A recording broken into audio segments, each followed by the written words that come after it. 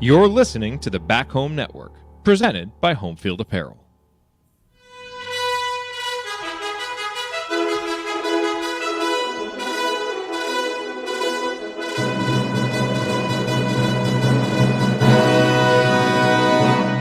And welcome, Hoosier fans, to this week's edition of Assembly Call Radio, where each week we discuss the most important topics in the world of Indiana basketball. This is our 280th edition of Assembly Call Radio and our 922nd episode overall of the Assembly Call, recorded on the evening of March 2nd, 2023. I'm your host, Andy Bottoms. And let's begin this edition of the Assembly Call how we begin every edition of the Assembly Call. That is with our Hoosier Proud banner moment. And Indiana is the national champion. When it comes down, Indiana will be champion. Smart takes the shot. The Hoosiers have won the national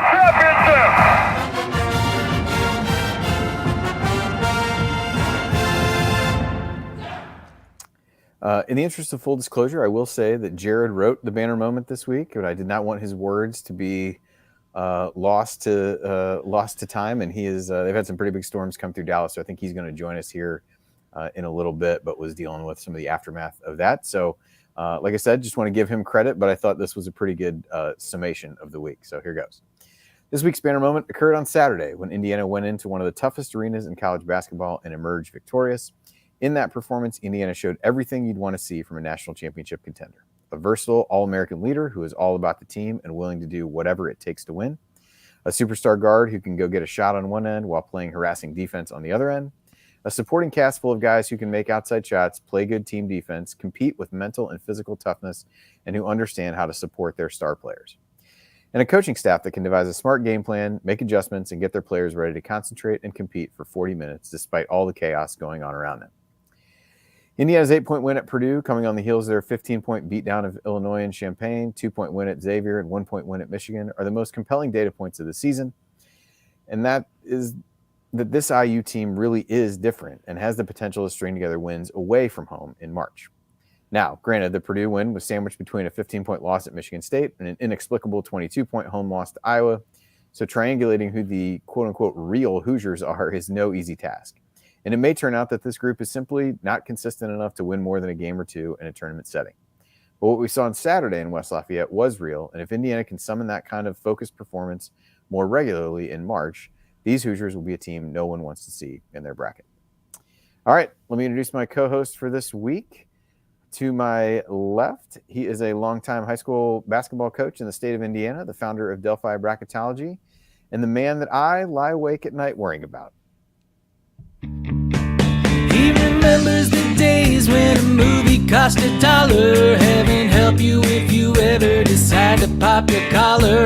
Play hard, but remember, fake hustle is a crime. He's the coach and it's Tonsoni time. Perhaps that last line would have made more sense had I introduced myself as Jared had planned to do, because he described me as the man Joe Lunardi lies awake at night worrying about, which is likely untrue. But anyway, the line about me worrying about Coach might have made slightly more sense then. But anyway, Coach, welcome, and how are you doing this evening? Total bracketology stuff. Absolutely. No, what an up and down time since we were on last Thursday. You had the highs of Saturday. A lot has happened since then, that's for sure. Yeah. A great performance on Saturday, and then a real disappointing one on Tuesday. And I think, your line there, Jared's line or whatever about which Indiana team can we see going forward is just the big lingering question. And after you have some time to, process what happened Tuesday night, this team has done well this year overall. If you would have said that the last time we would have had the roster together completely would have been the North Carolina game, and you and I are going to talk about maybe a real comfortable 4 seed, at worst 5 seed for that basketball team, especially when your point guards are out. And Trayce Jackson-Davis had a string of games where his back was tightened, and Race hasn't been total. I think once I stepped back and took a look at the macro of the season, given what's happened, and not trying to make excuses, But I think that this is in a good position. And then going forward, the expectations are if the good Hoosiers show up, we can win a game. If the bad Hoosiers show up, the season's gonna end. And I think you could probably say that about a lot of college basketball teams to some extent. I do think there's some issues if you get down the tournament. Do we have the playbook to get back? And all of those things were valid after Tuesday night. But overall, when's the last time we've been comfortable on Selection Sunday? And the big thing is, are they a 4 or a 5, or somehow do they make a run to the 3, which I think is unlikely. But I'm all right with where the Hoosiers are totally, I guess. Yeah, it's been interesting. I wasn't on the show with you guys the other night, and I thought you guys did a good job. And it's to a certain extent in that game, like, what are you really going to talk about? The same things that have been issues for this team in the games where it really didn't play well at all were issues there. And the refrain of it's not that this team lost, it's how they lost is one that I think we've said in almost every single game that they've lost, just because there were stretches of play where they just showed so much less than they have at other key moments. And it's probably not fair for this program where it is right now. Maybe it ought to be, and we all wish that it was, to expect a more consistent level of play than maybe what we get on a regular basis. And but it also, coming off the high of the Purdue game, I think is reasonable for people to it's natural for people to have their expectations raised, and as you go into that other game, try to have thoughts of, hey, we got 2 home games, we're going to win these games and get to 13-7 in the league. And I think that's natural. And I think the result of what happened is why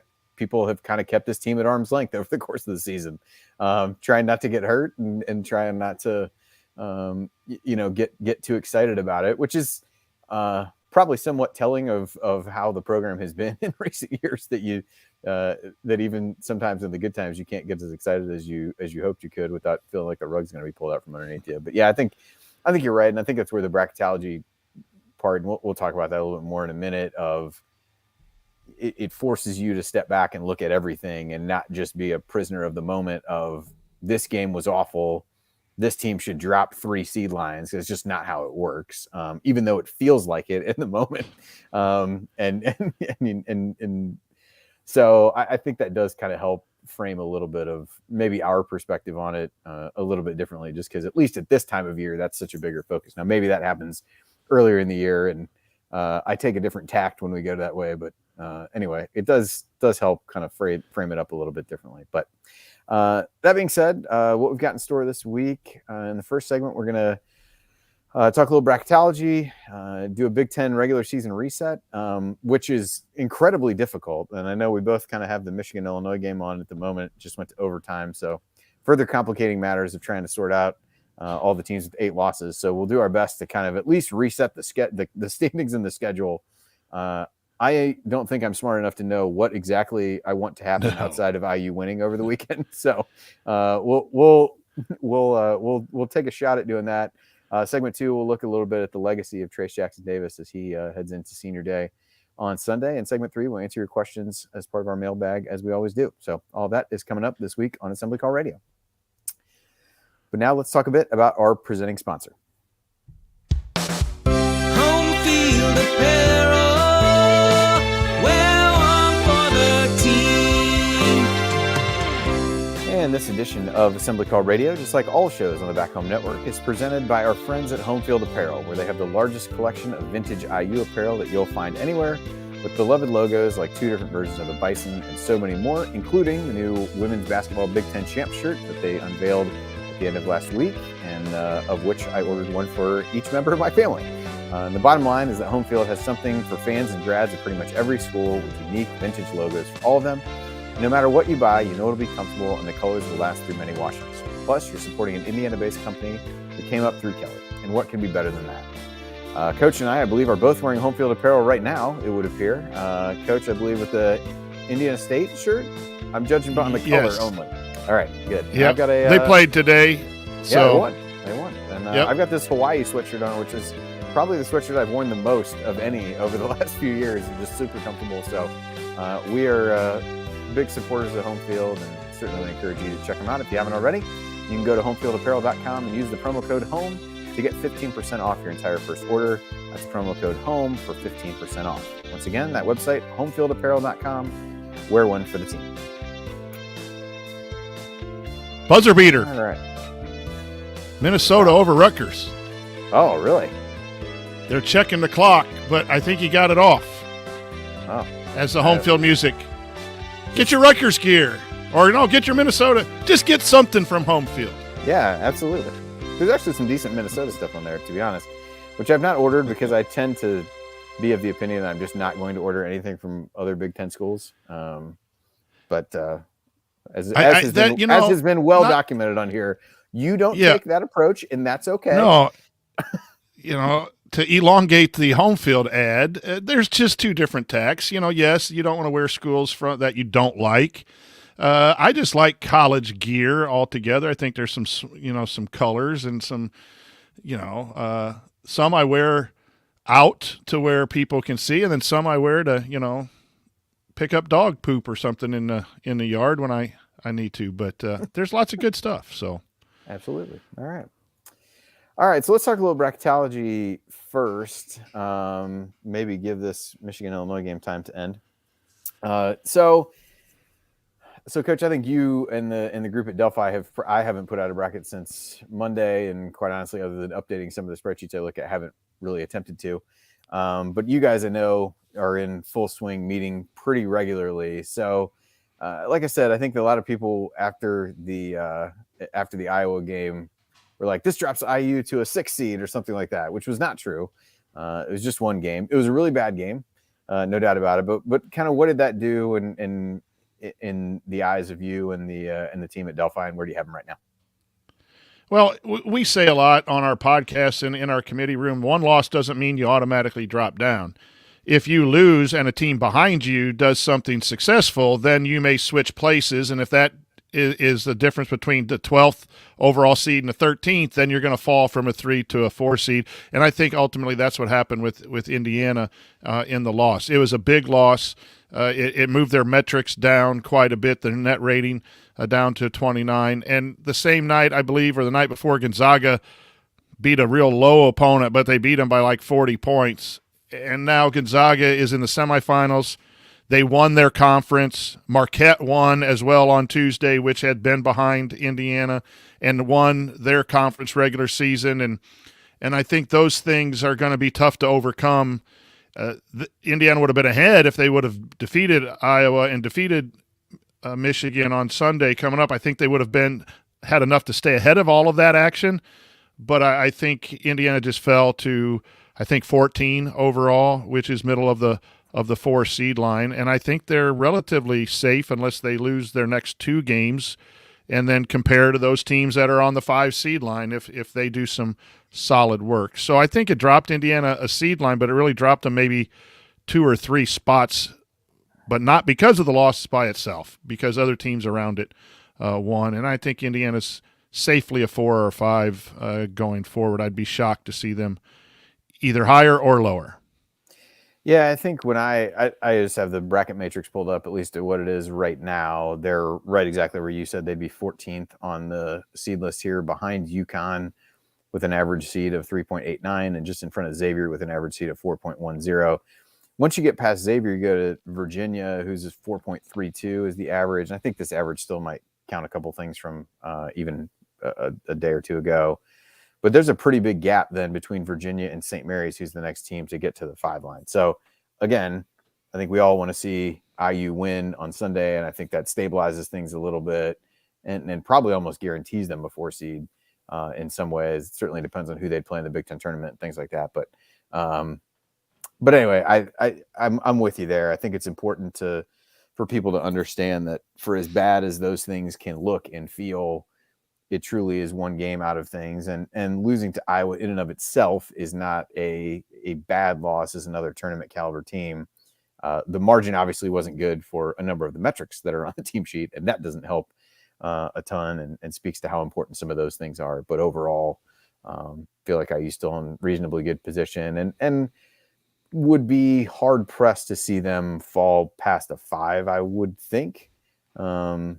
It's funny, and I know Coach said this a minute ago, where it also depends on teams, how teams behind you play. And I think it's hard for people to understand at some points, quite frankly, because there are occasions where it seems like, oh, if this happens, if you beat Team X, then you'll be here, and that's just not the way it works. It makes it hard to answer questions. There was a guy from Memphis who was asking me some questions last night over text, and I was like, I feel like you think that I'm hedging on every answer that I'm giving you by saying, well, it depends on this and depends on whatever, because he was phrasing the questions very much in a way of, well, if they win this game, what is that, are they in? And it's just not always that easy, which doesn't make anybody feel better. I think it would make people feel a lot better if you said, you did this, that means you get this seed and you're good. But unfortunately, that makes it difficult. But anyway, all right. Well, Jared has joined us just in time. Jared, we talked bracketology first so that we could attempt to sort out the Big Ten standings, which just becomes even more of a chore by the minute, and not to mention the fact that this Michigan and Illinois game is now in overtime. So I haven't napped. Don't ask me about the Big Ten tournament scenarios. I don't know if that would help you or not, to be honest. Out. Yeah, so let's just reset the games first. Let's start there. So tonight you got Michigan at Illinois. That's in overtime. Will end presumably, unless it goes to multiple overtimes by the time we wrap up here. Rutgers at Minnesota. It seemed like a potential non-event, but Minnesota came back from like 10 down. I know when Coach and I, before we got on, he said, oh yeah, they're up like 10 with 1 minute and 6 seconds left, and Rutgers somehow came back, or Minnesota came back and won. Then you've got Purdue at Wisconsin. Wait, Minnesota beat Rutgers? Yeah, well, last second shot from Jamison Battle. They're still reviewing it. They're still reviewing the shot. Ridiculous. They're still reviewing it? It happened like 5 minutes ago. Yeah, so it's 75-74 Minnesota. They hit a three-pointer with 0.2 seconds left, and I think they're questioning whether the clock started correctly or not. Oh, no. Oh, dear. This conference is drunk. The Big Ten is drunk. It's official. So we don't know anything about that game, apparently. So the weekend games. Or anything. No. Really, that's a fair point. So the weekend games, you've got Ohio State at Michigan State, Michigan at IU, as we all know, Maryland at Penn State. And a very interesting game for a variety of reasons. One, Maryland can't win away from home. Their only 2 road wins this year are against Minnesota and Louisville, which I'm not sure count as road wins. And Penn State, after that great win at Northwestern last night, that becomes a really big game for them. Illinois at Purdue, I don't see that as a game Purdue is going to lose, so I think you can almost chalk up an Illinois loss there. We'll see. Nebraska at Iowa, Northwestern at Rutgers, and Wisconsin at Minnesota. So what I saw from Crimson Cast last night, at least, was it seemed better if Michigan won tonight, and then for the most part, home teams won over the weekend. I'm really just latching onto that because these standings are absolutely absurd. And, so if it's very hard to do. I wish this other game would end, and then we could perhaps be in a little bit better spot. But anyway, Illinois just stormed back and tied it up at 81. Yeah, and got fouled. So who the heck knows? So anyway, I think that's what I've heard. Who knows? At this point, it's ridiculous how many teams are in that 8 to 9 loss area of things as you go through it. IU, I will say, does not have great tiebreakers against a number of the other teams that are near them in the standings. So I think that's why rooting for a lot of these teams to lose on the road would help IU to be the team, be one of the, ideally the fewer teams that have 8 losses, the better for IU, because they don't have the tiebreaker against Iowa. They don't have it against Northwestern. And if multiple teams tie, they basically aggregate their records against one another. But with the notion that you could be in a group with Maryland, Iowa, Northwestern, and you're 0-5 in those games, that doesn't bode well.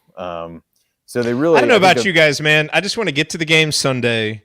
Let's beat Michigan. Let's listen to these Yeah. seniors give great speeches and then just figure it out from there. Because I mean, really the good gives news me a is- tired head Yeah, trying the to good figure news this is, out. Yeah, I mean, the good news is that there are a number of the games that are on Sunday, though. I think Michigan State, Ohio State's Saturday, but almost everything else is Yeah. Sunday. Now, Yeah. most everything else is earlier on Sunday, short of Northwestern Rutgers, it looks like. So would say feels like we're going to double overtime. Outstanding. So it does. This is perfect. Yeah, this Segment one continues to this is going to be till segment 10 4. o'clock. Yeah. Segments 1 through 4 will be us attempting to dissect the Big Ten standings. So anyway, I do think by the time it gets to tip off of the IU game, I think enough of the other results will be in that you'll have some idea of what the scenarios are that will be much easier to understand now. And perhaps even after these games end tonight, someone who is far, far smarter than me or who has more time than I do can figure out what the different scenarios will be. But anyway, regardless, IU needs to win for a variety of reasons, for tournament purposes, to send TJD out on a winning note, to close out what's been a really good regular season. Lots of reasons to need to win that game and to want to win that game. So we'll see what happens after that. But the most important thing for IU is to win and then figure out what happens from there. So Jim says I'm putting the cart before the horse. What makes me think we will win? Well, we better win. I don't want to imagine a scenario where we drop our last 2 games at home. We beat Michigan, and again, we're at home. So yes, this team is schizophrenic. I think we'd all be lying if we said that we didn't have some doubts after seeing, what they trotted out there against Iowa, which was just one of the most putrid home performances that I can remember. But I still have faith that this team will rebound and play much better at home. So yes, I do believe that we will win that game. But I do, of course, hold out the Michigan possibility. game goes into 6 overtime, so they'll be nice and tired. So it'll be fine. But no, I think we all have to hold out the possibility that, this team is kind of walking a tightrope with the way that they play offense, and somewhat with the way they play defense, giving up threes like they do. And if you're going to have a game where you don't have both of your stars clicking and you're giving up 3-pointers, Indiana can be beaten by anybody. So, yeah, I mean, I fully understand that, but I have enough faith in this team. They've done enough this season to give me faith that they'll bounce back and win Sunday. Yeah. Based on the just chat, don't it does record appear this. This that- isn't recorded, right? No, Okay. we don't just record any of just these. talking here amongst friends. Just a little freelance. It would appear in the chat that Minnesota has won again, or the win is confirmed. Who's to say? All right. Well, that'll do it for the longest and perhaps least insightful segment 1 that we've had in quite some time, since nothing actually happened to end it. We come back, we'll hopefully be more insightful as we talk about Trayce Jackson-Davis as he gets ready for his final home game as an Indiana Hoosier. What legacy does he leave behind? We'll discuss that next, so stick here with us on the Assembly Call.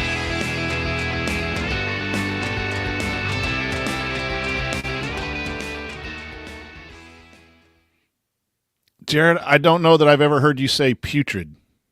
You're Really? usually positive. That was a putrid effort. I thought That's probably putrid good. was actually pretty generous, given how poorly they played. Oh, I agree. I agree. Ugh. Oh, man. Good times. Good times. All right. Well, welcome, everybody. Good to be Yes. here. We avoided the worst of the storm, which is good. Yeah, that's a Power- radar power shot to you go sent out. us Plus- earlier did not look ideal. No. It was just like coming for hours. You're just like watching Yeah. it. It's like, okay, this is happening. There was no possible path of avoidance. There's no pocket. No, you're It's just gonna you're just- hit. You just don't want to get the worst of it. That's it. You Yeah. just don't want to get the worst. So we avoided that, which is good. And the kids are asleep, I think. So can't really ask for anything better. Good Awesome. deal. So Illinois coaches- now up 5. Yeah, Matthew that's not Meyer where- with a 3 and a layup. He must have not pounded where, a not couple where you want monsters. to be in this game. They put something up that said Michigan made a 7-0 run to force overtime, and Illinois made a 7-0 run to close the first overtime. So who really knows?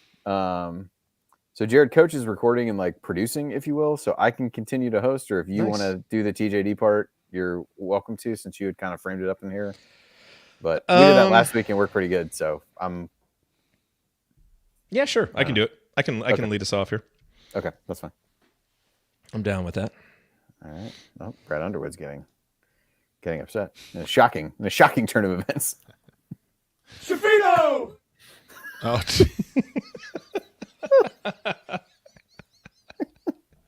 Shafino!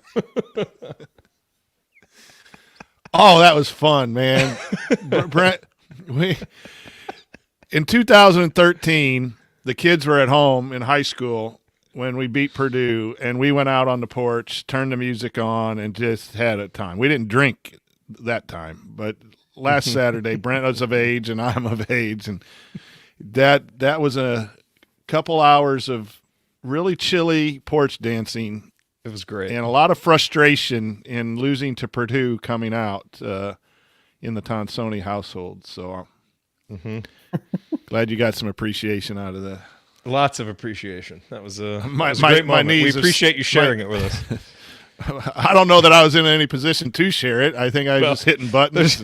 There's a private collection of videos that were not shared, but were nonetheless very entertaining.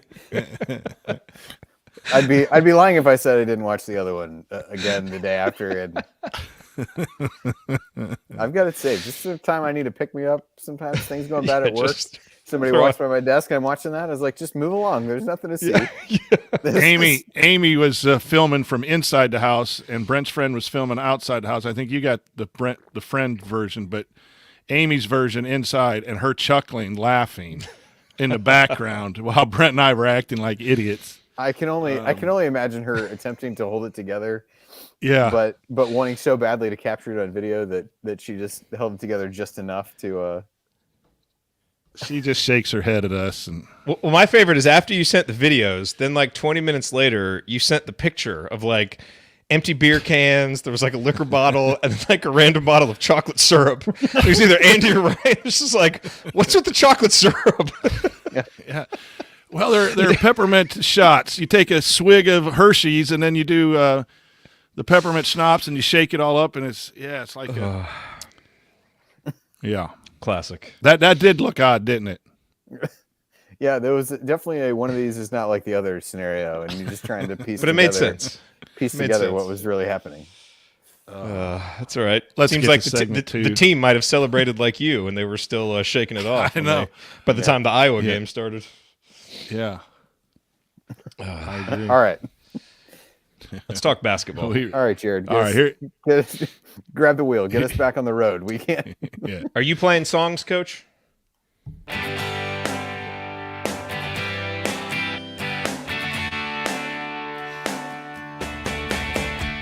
Hi, this is James Blackman Jr.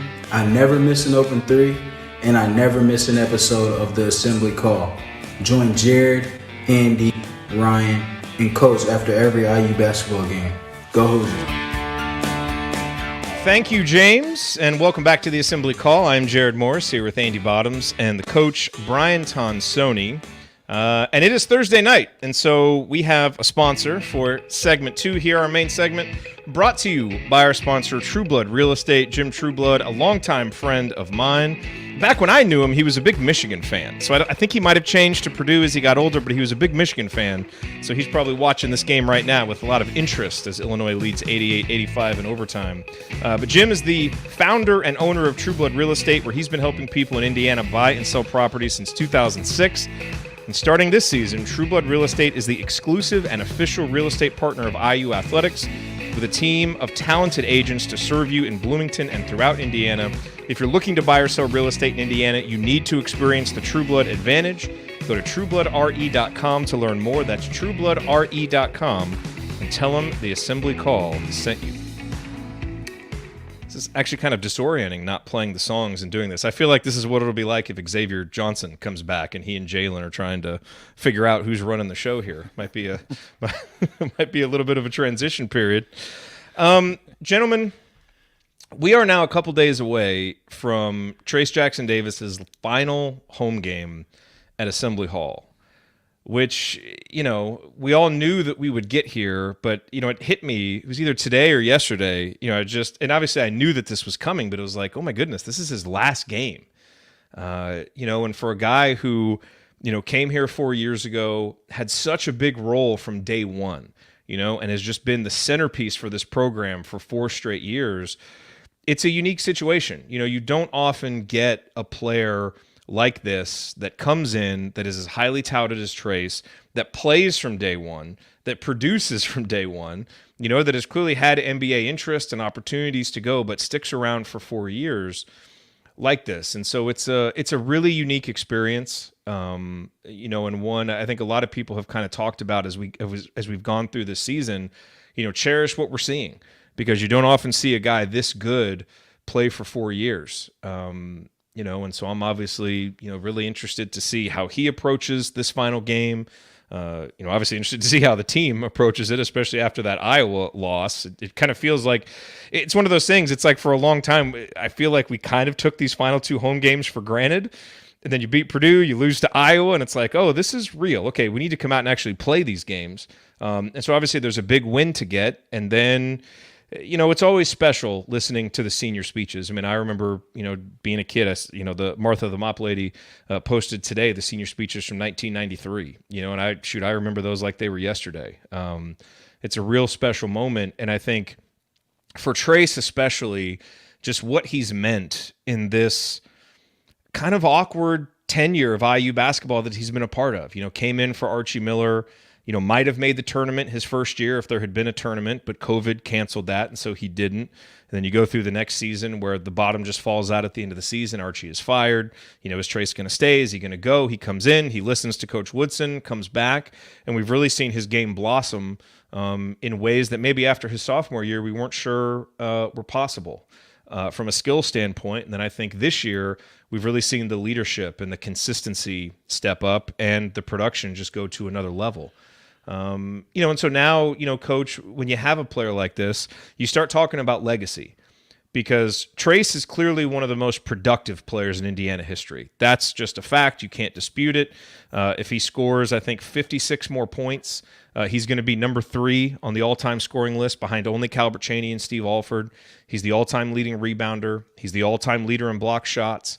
And he's earned some hardware. He's probably going to be a first-team All-American, almost surely going to be first-team All-Big Ten. He set all kinds of ridiculous statistical records where it's like, hey, the only people who have done this are Tim Duncan and Shaquille O'Neal. It's like, oh, okay, that's, pretty good company to be in. He was second-team All-Big Ten as a junior. He was a third-team All-American as a sophomore, third-team All-Big Ten as a freshman. So he's got all of that. All of the stats are there. All of the personal accolades you would want are there. Plus, he's been an incredible representative of Indiana, never getting in trouble. Every time you hear him talk, he's humble, he's accountable in media settings. I can't recall any example where we've walked away from a Trayce Jackson-Davis comment or something he said and be like, oh, that was weird. It's always been, this is a guy who kind of gets it, and he's grown into the role of leader. And now, Coach, the question is, from a legacy perspective, what kind of team success is he going to have? Because there are a few different groups of Indiana basketball players, right? You've got the all-time greats, the guys who have the stats, who have the conference titles, who have the tourney runs. Calbert Cheaney obviously never won a national title, but made it to a Final Four, made it to an Elite Eight. Steve Alford, did it all. Isaiah Thomas did it all. Scott May, Kent Benson, Don Schlunt, all of these guys, they did it all. And for Trayce to get into their category, their level, he probably needs to make a Final Four. It's Indiana. And so you've got to have, I think, some success at the end in the tournament to do that. He's obviously not going to win a Big Ten title this year. The Big Ten tournament, we'll see what happens. And then you've kind of got that next step down with guys like Quinn Buckner and Ray Tolbert and Bobby Wilkerson and Bob Leonard, who maybe they don't have the crazy stats, but they were just known for winning. And that matters, and they're kind of in their special class. And then you kind of go to that next group of people, right? Guys like Mike Woodson, who have the stats and maybe the conference titles, but didn't have a lot of tourney success. You could put Yogi Ferrell in there, Victor Oladipo, Cody Zeller, Christian Watford. Where is Trayce going to finish? And so, that's kind of what we're watching for now over the rest of this month, Coach, is, he's got a chance, and obviously his teammates will have a lot to say about that. But where does this legacy end up? You look at Steve Alford when he was a senior, and he came into that. I think they finished second in the Big Ten his freshman year and made a regional final. So he had a few more skins on the wall from a team perspective, but obviously his next 2 seasons weren't as great. But then they come out as a senior, they go 30-4, win the Big Ten, win a national title. Sometimes this stuff happens as a senior. And so for Trayce, now we're going to see, what is his final legacy. But I think what he's done already this year in his senior season is put himself into a conversation that I wasn't sure he could get into. But he's done it because he's reached that next level of productivity. He's lifted this team. He's carried them when they were injured and struggling, to heights that maybe we didn't quite think that this team could get to. And I'm just, I find myself entering his final game just really proud of him. For everything that he's fought through, everything that he's meant to the program over the last 4 years. And he's just done it in a way that is unimpeachable and that as a fan, you just love watching because he's fought through adversity, he's stuck with it, and he's proven time and again how much being an Indiana Hoosier means to him. And so as much as I'm, cheering for Indiana and cheering for the team and all the reasons that we cheer, I'd be lying if I said there wasn't a little extra juice this month wanting it for Trayce. Because I think he's earned it, and I want to see him have the kind of team success that puts him into some of those rarefied conversations. And we'll see if he can get there, but he's just had a wonderful career, and we won't know what his legacy is until the last game ends. But I hope it's as big and grand as it possibly can be. Yeah, I think you said the production. He is going to be one of the best IU players to ever produce on the basketball floor. You cannot deny where he is statistically. And even in the face of a lot of great IU players, I think he's going to be one of the best productive players. But to be a great, you need to combine the production with winning. And I think, unfortunately, because of coaches and the players around him and whatever, he came in at a time where the winning part of it is not at the level of a blue blood who has won Big Ten champions or gotten to the Final Four or won national championships. And when you're talking about the greatest ever or the top 5 or whatever like that, there's a lot of winning that it's hard for anybody to crack that level of greatness. When we talk about three banners in the Knight era and even before then, the 2 others, and you got some great statistical performances as well. So when you combine that, he has been a pleasure to watch. His growth, his leadership, all of those things you said, absolutely. He's going to make him one of the best players to ever wear the Indiana uniform. But putting numbers on it, I don't know that. To me, he would be an all-time great, because great equals winning and production combined. He is great on the production side. On the winning side, come up a little bit short. And that sounds horrible as we approach his senior day. I don't want it to be a negative, because you got to appreciate having him for 1, 2, 3, 4 more games, however we have him, because you don't have someone who stays 4 years who is as productive as he has been and led Indiana back into basically 3 tournaments out of 4 years without the COVID thing. And he'll be a big reason why this program goes forward. And for that, you could add another, part to his legacy. But his legacy is going to be a guy who came here for Indiana, played for Indiana, and really grew individually and helped the program grow. And for that, everyone should see that he's a great Hoosier. But there's so many. We talked Mount Rushmore a week or 2 ago. I don't think he's at that level of discussion, even if Indiana makes it to a Sweet 16, Elite 8, and not because of him, but because of the greatness of Indiana basketball. Well, it's a higher mountain to climb than if you were at another place, in my opinion. It is. And that's where part of it is, he still has time to write that, so it is incomplete right now.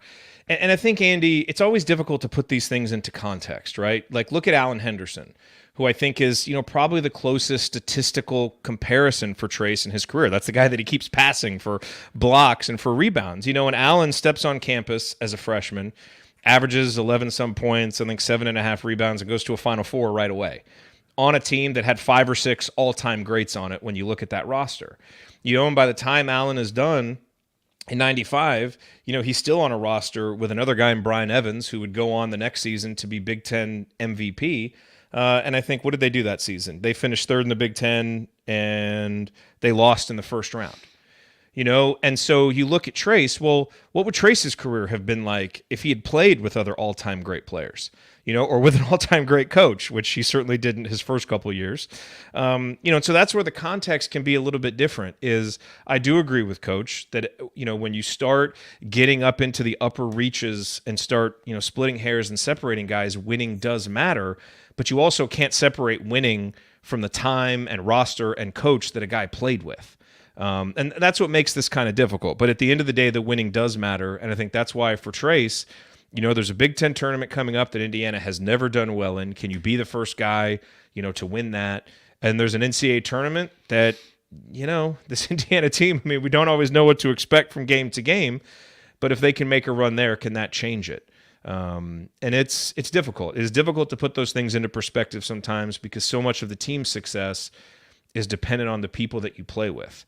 And a guy like Alan Henderson was able to come in. Alan Henderson is one of the all-time best players. I think he's a top 10 player in school history. Love Alan Henderson. But he got to come in and be a supporting player with all-time great players his first couple years. And Trayce never had that. He had to come in and basically be the go-to guy and be a leader and be judged as a leader even before he was ready to have that role. And so that's why I just think it's important to be fair to try and put these things into a proper context and understand some of the differences, just in the situations the guys came into. Yeah, it's odd, as you said.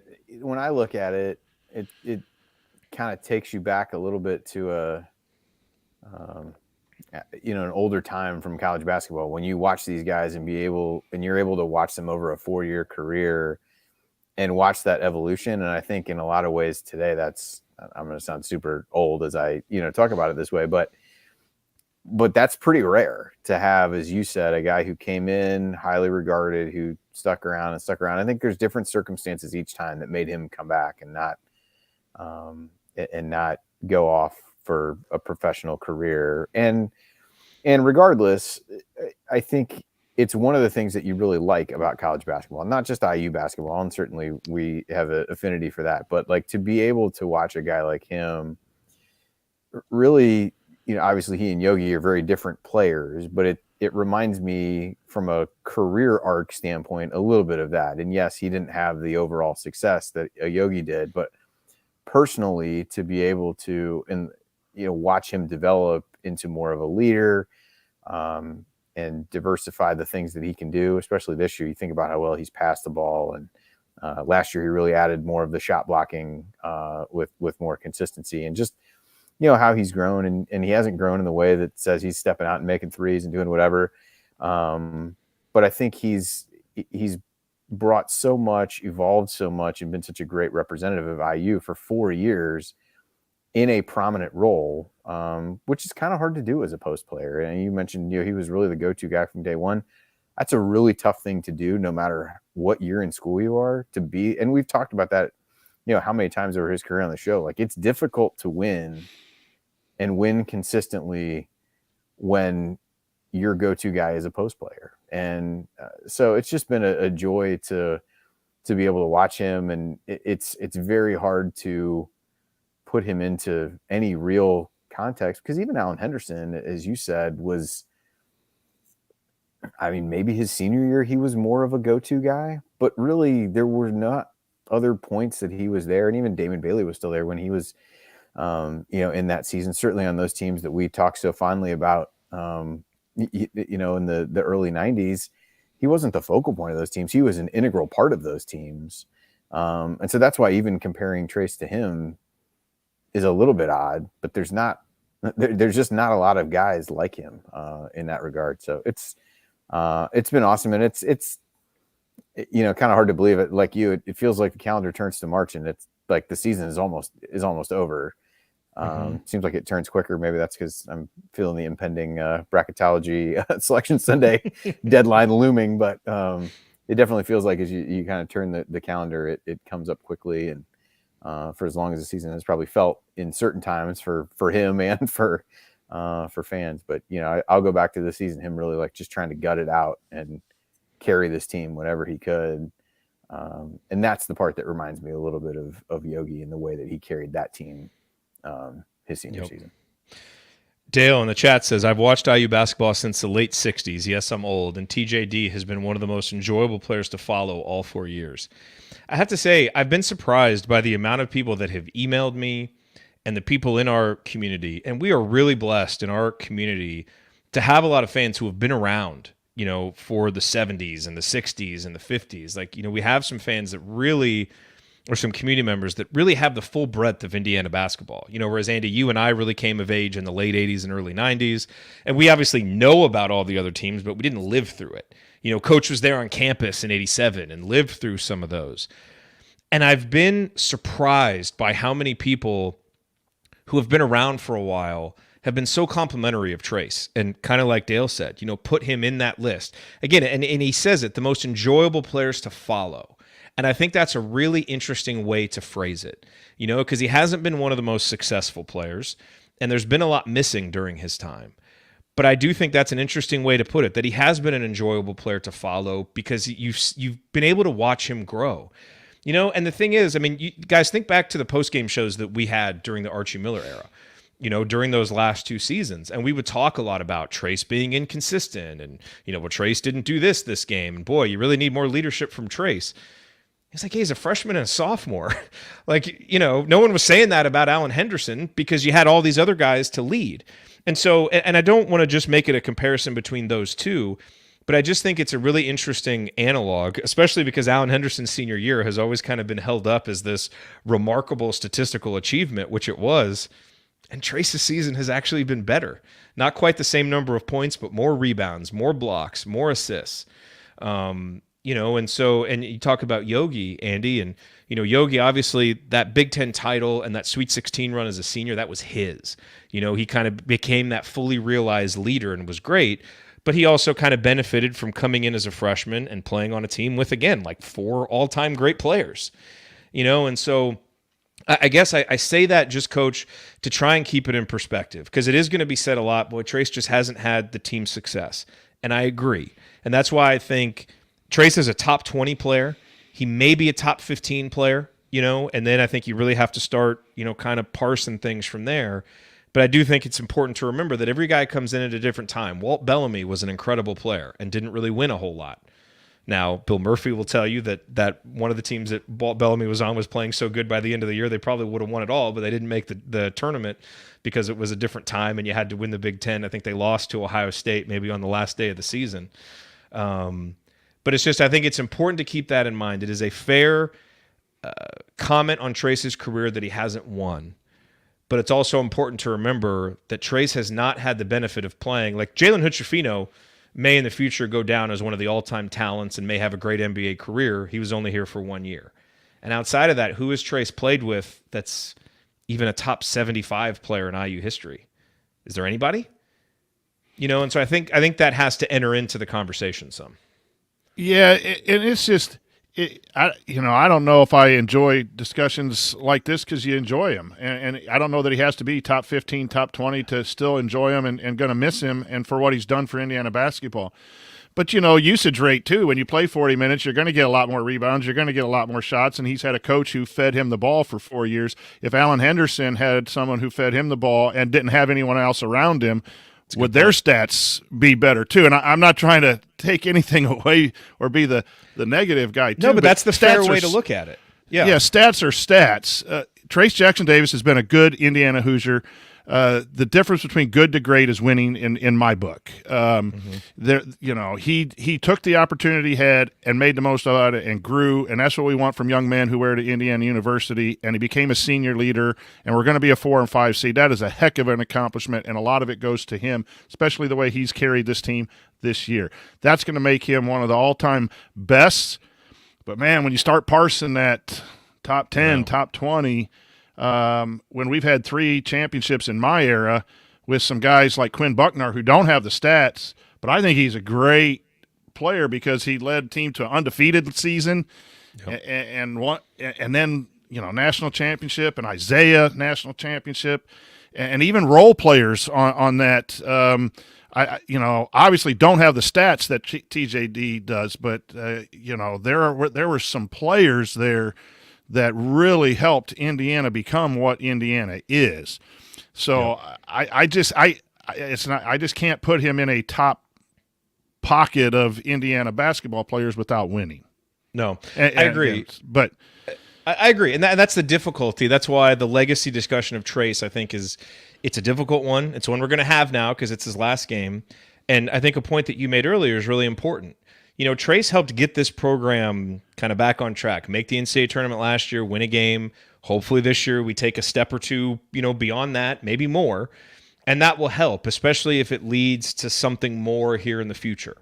And I think, Andy, the other thing that you can say about Trayce, and we've talked about this a lot, where I think this year as a senior, he was ready to be the go-to guy. And he's been that guy, and he's been good.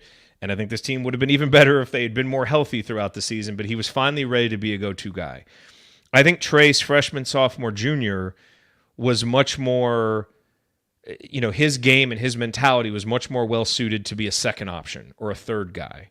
And I think the great thing that you can say about him, Coach, because you mentioned all these great teams, I think Trayce would have fit in well on all of them because he's a good athlete, he's a good basketball player who can do things, and he's a team-first guy. Now, we never got the chance to might see have had that. Might have had stats close, too, because the other players would be the predominant scout, too. Think about that. If you had to take away a couple shooters and you had that inside, then yes, his stats could have been somewhat close. I'm sure Trayce would have traded his freshman year stats for an 11-7 like Allen if it meant he got to go to a Final Four.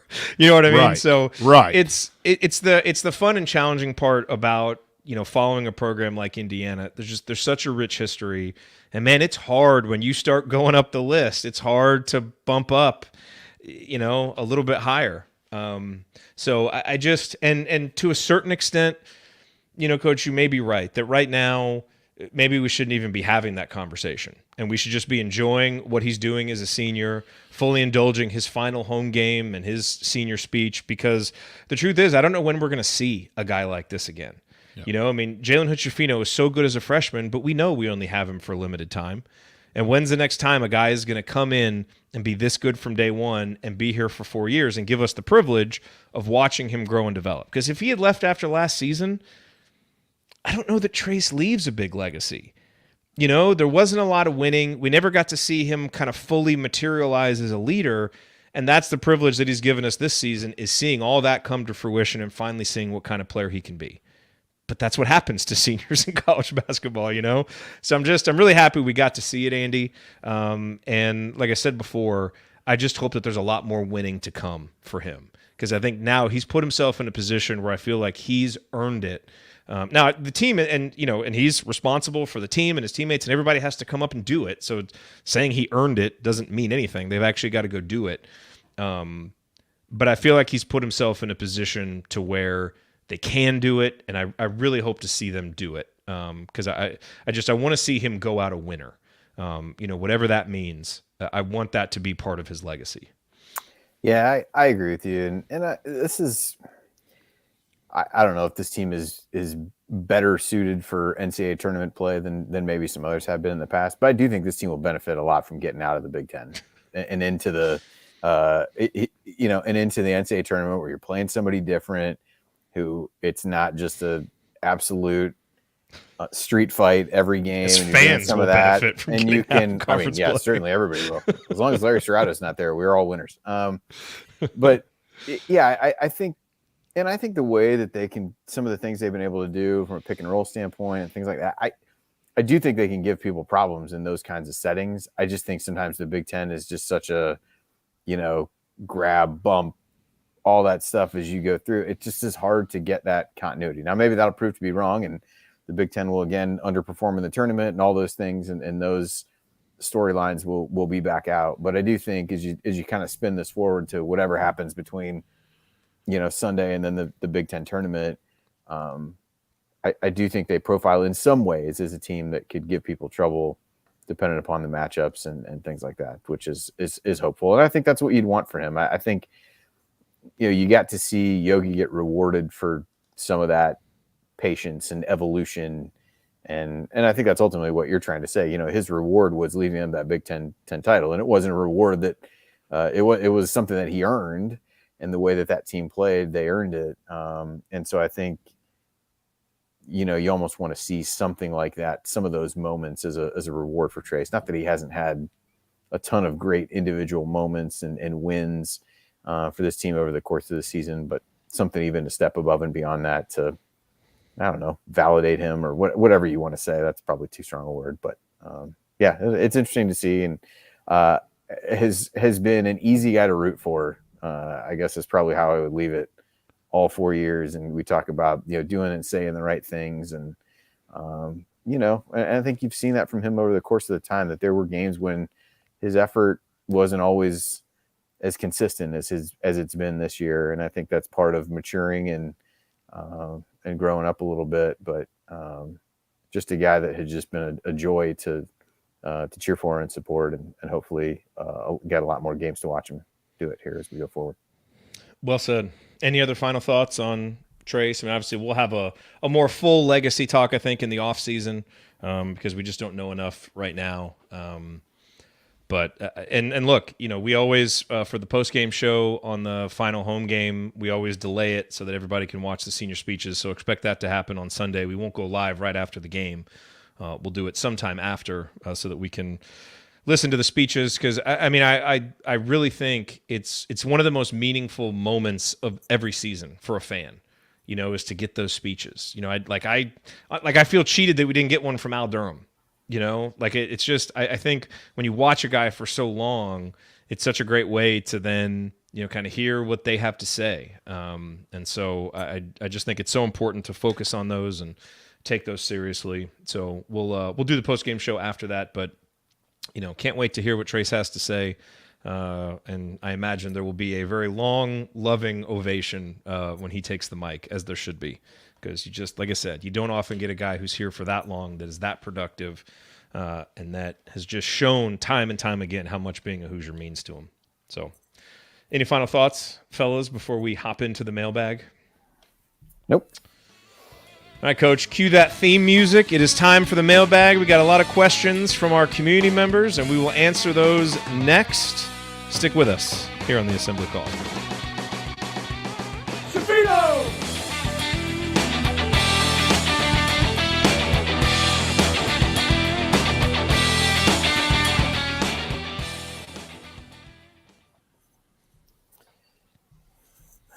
All right. So if you care, Osterman has tweeted out what he believes are the scenarios now that Illinois won that game. So he basically said, provided IU wins Sunday, double bye with, I'm assuming one of Iowa, Maryland, or Northwestern lose. Likely a seed would be 4 in those scenarios. If all 3 lost and IU won, Hoosiers could get the number 2 seed.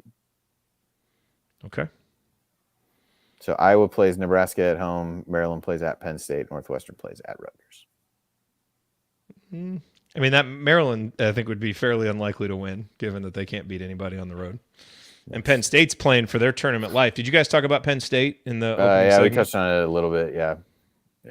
So anyway, we'll see what happens. Got Detroit on now against Youngstown State. Antoine Davis has not broken the record yet, but they have been winning. It's tied now with less than 2 minutes left. So trivia time. Do you know, okay, so Antoine Davis, I think, has averaged like 24, 25 shots a game in his career. Do you know how many shots per game Pistol Pete averaged in his 3 seasons? Wasn't it in the 40s? It was in the low 40s, I believe. I want to say like 42. Well, I saw 38.1. I think Brendan Quinn tweeted that. It might have been, maybe it was higher for one season. 38.1. I had low 40s in my head for some reason. Somewhere Bracy Wright is like, damn it.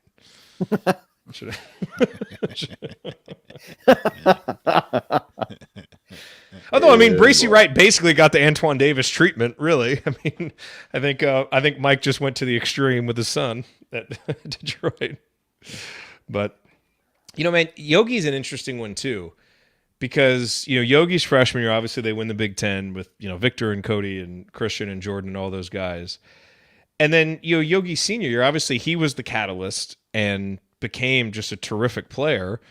But, and no one's putting Troy Williams in the top 75 or top 100. But, and really probably no one's putting Thomas Bryant there. But given how good he was as a freshman, and then OG, I mean, his defense down the stretch that season, I mean, you would probably say OG is maybe one of the top 25 talents in IU basketball history. Certainly not productive. Didn't have that kind of career. But, you know, Yogi, I think, even Yogi benefited, I think, from having better guys around him than Trayce has had. And that's, you know, that's just the reality of Trayce's time, and everybody comes to Indiana and has their own circumstance. But there is a part of me that would have liked to see Trayce be able to play a role each season that was kind of more befitting his actual development and maturity level, and have some better guys around him, and just to see what would have happened. He might not have quite the same numbers, but he'd certainly have more wins. So anyway, I like those conversations because it's fun thinking about the old guys and how many great players we've had. You know, that's the thing. My goodness. I mean, you start listing them out. You're like, okay, slow down on the top 10 talk here. Do you realize how many good players we've had? Yeah. But I think you phrased it really well, Jared. He's one of the best and most productive Indiana Hoosiers ever. You could put him in the top 10 productive Hoosiers because he's on the top of a lot of lists. Can't argue that one. Like, you cannot argue that. And that makes him and then the semantics, great versus, Yeah, like where does George McGinnis in your list of the all-time great players? I mean, he's one of the five best players ever, but he was here for one season and Indiana didn't win anything. Right. So, yeah, that's what always makes those conversations kind of difficult. But yeah, there's a boatload. And, heck, Will Sheehy flexing at Mackey's got to have him up on the list of all-time great Hoosiers. Just for that. The Pritchard slam. I mean, how about all-time great moments, right? Like the Pritchard slap could do a is show definitely up there. We could just do a show like, okay, name your moment. Wow, remember this? Ryan would just say Killingsworth dunk 9 times in a row or whatever. He's a one-trick pony, Phillips. Yeah. That's his moment. What you guys don't understand is he was on press row and he couldn't hear the person next to him he was talking to. I don't know if you really seriously. That's what you guys don't understand about it. I feel like. Can we get some basketball, please? Oh, fine. Time has proven me right on virtually nothing.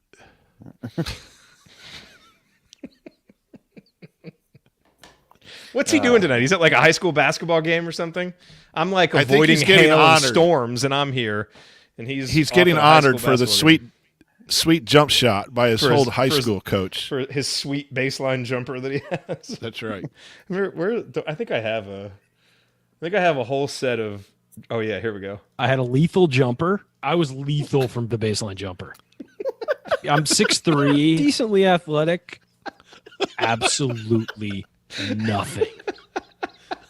I forgot I had all those. Bruce Pearl, very nice guy. Oh man, I have 16 pages of Ryan sound bites that we don't really get into these, but there's really some funny ones in here. There's an off-season segment too. But just sound bites of the assembly call. Oh my gosh. Yeah, pick out 10 on a show and just sit there and just like totally discuss the backstories on them. This is I won't say that this is definitely not my own idea, but I love the Around the NFL podcast, and they keep talking about with one of the guys on there with Mark. They have all these clips, and so they're basically their aim is to at some point be able to act like he's there when he's not really there and just interject. We can kind of do that with Ryan. Interject clips of him. So I mean that's something we could also aspire to, I would say. If we had somebody who was just on Ryan sound bites, I think we could do it. I think we could. I can't believe we have this one. God, we should have hired Alfred.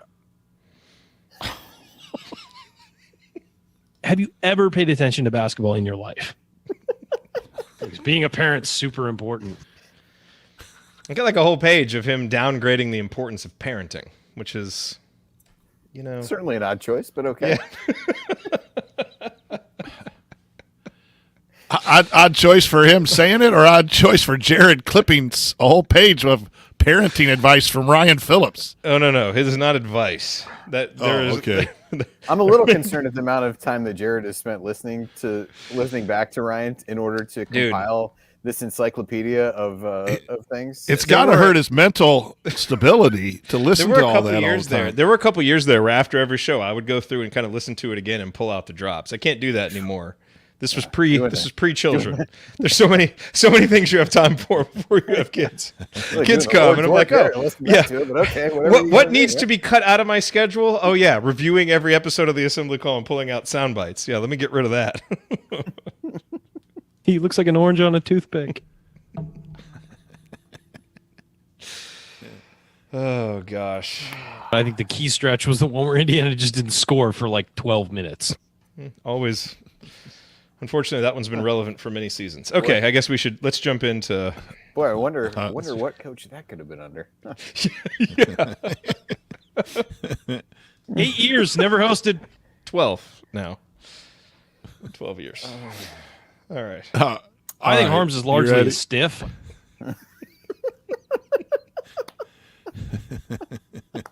I'm telling you, it's an off-season show. Oh gosh. Okay, so I do want to play this one really quick.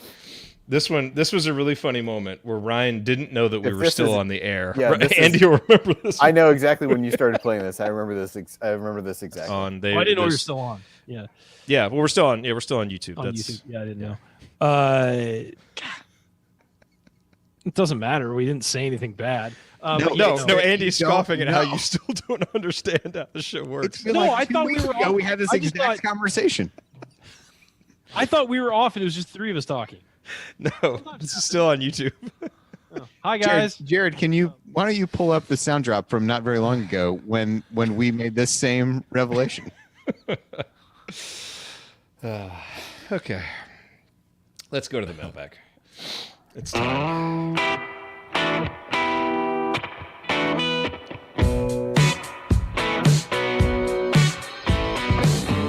Hey, it's Romeo Langford. What's the only thing better than hitting a game winner to beat Wisconsin? Celebrate it with friends afterwards. Join Jared, Andy, Ryan, and Coach on Assembly Call after every IU basketball game. Go Hoosiers. All righty. Thank you very much, Romeo, Indiana's best freshman since. DeVito! That's right. It is segment 3 here on the Assembly Call. A very giggly episode of the Assembly Call here. Much needed. Yeah, much needed. I should have done this on Tuesday. Yeah, really. A huge missed opportunity. Would have been a better show for everybody on Tuesday if it was like this. Hey guys, we're just going to play greatest hits tonight instead of talking about this stupid game. Just going to roll through Ryan soundbites for you. I'm Jared Morris. Sequentially play 2 hours of Ryan soundbites. Where you can cobble back together the last 12 years of the show. And still nothing makes sense after 2 hours. Nope. Still it doesn't.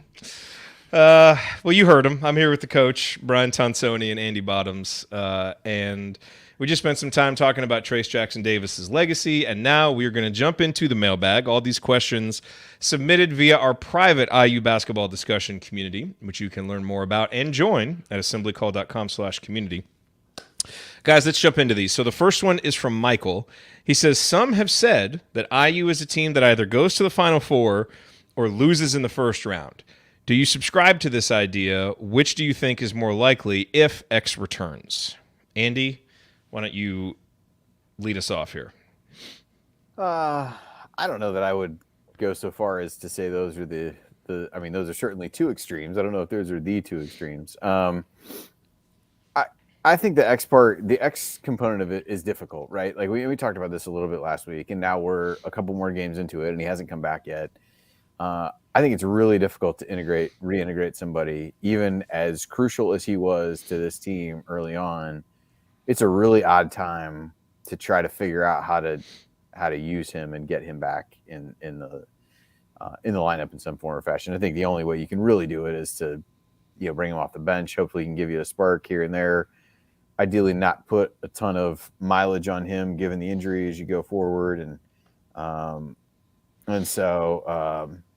It'll be interesting to see, what they do with him if he comes back at all. So that is a pretty big variable. I think if he comes back and can provide something, matchup dependent upon the matchups and things like that. I mean, I feel like this team can get out of the first round. There's some decent mid-major teams out there that they might play as a 4 or 5 seed, but I do think they benefit a great deal from not playing Big Ten teams, the way that it is now.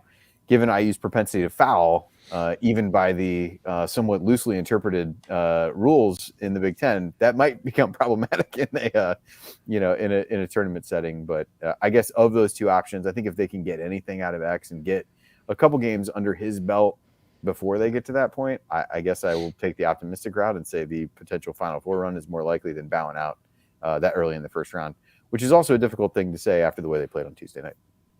Yes. So I have a couple things to say on this one, Coach, and I didn't get a chance to send you guys this yet. What I will say is I did receive a piece of information tonight that for the first time has made me question whether X is coming back. I'm not reporting anything.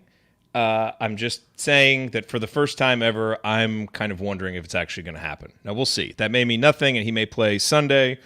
But for the first time, I'm kind of wondering if it's going to happen. And obviously, the longer it goes without him playing, it would be it would be natural to wonder. So that's one thing. I mean, I think, it's probably for the best to just assume that we have the team that we have right now, and let's see. And if X comes back, it's a bonus. I certainly hope he does, obviously. But it's interesting, it's because I have heard that, this team could lose in the first round or go to the Final Four. The problem is, when I look at it, I kind of have a hard time seeing this team losing in the first round because I think this team has played, the kind of teams that they're likely to play in the first round as a 4 or a 5 seed, I think they've done pretty well against. And so I think they'll do well in that game. And certainly I think when people say they can go to the Final Four, really what they mean is this IU team can beat anybody when they're playing well. And I firmly believe that. I do have a hard time seeing this team being consistent enough to win 4 games in a row, though. So that's the thing. I could see this team, I could envision this team in a Final Four because I think they're good enough to compete with anybody.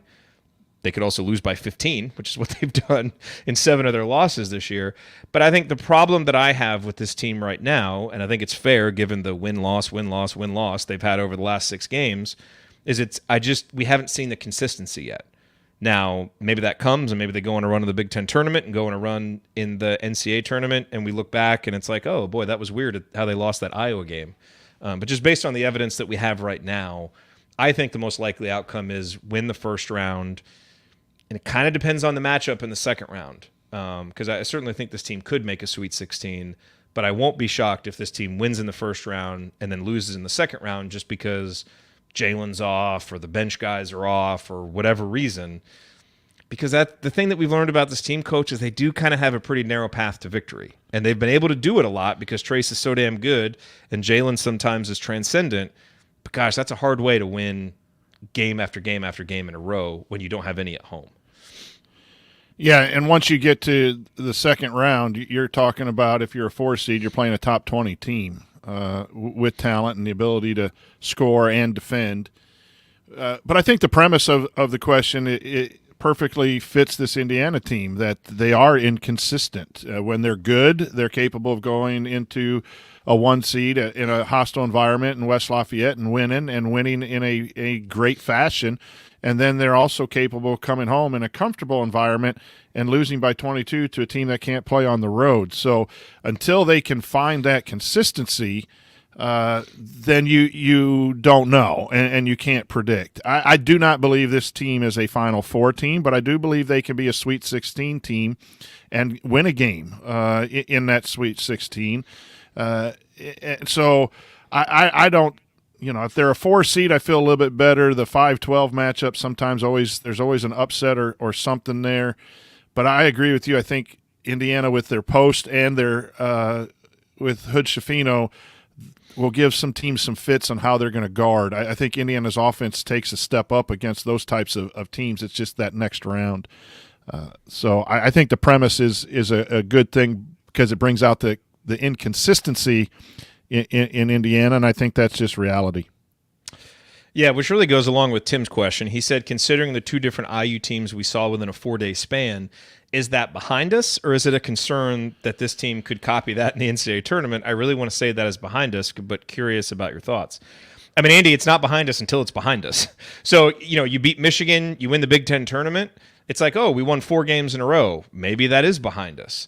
But like right now, it's literally the last thing that they did. So I don't think there's any way based on the evidence to say it's behind us. And again, you've seen teams be really up and down in February and then get hot in March and go on a tournament run people didn't expect. Iowa last year was red hot and then lost in the first round.